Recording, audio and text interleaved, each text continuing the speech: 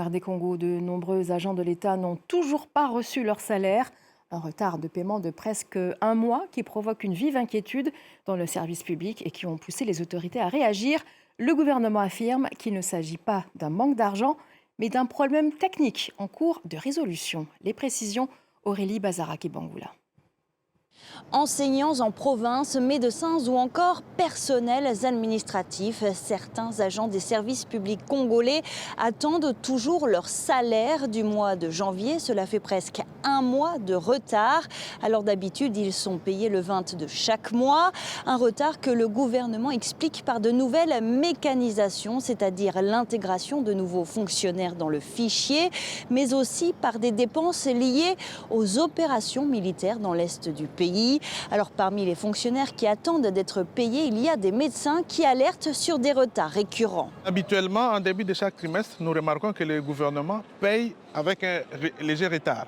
C'est autour du 2, du 3 ou même du 5. Mais aujourd'hui, nous sommes allés au-delà du 10. Et même jusqu'aujourd'hui, il y a certains médecins qui ne sont pas encore payés. On ne peut pas vivre la même situation des années et même des décennies.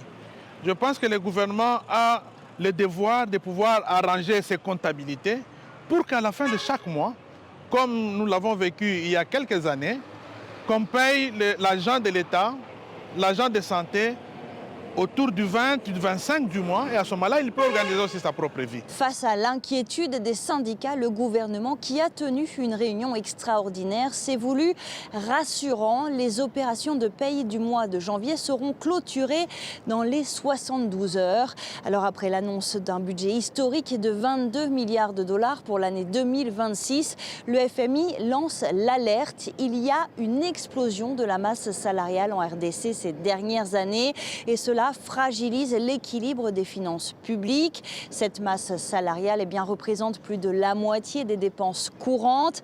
Kinshasa est appelé à engager rapidement des réformes structurelles pour préserver une stabilité économique.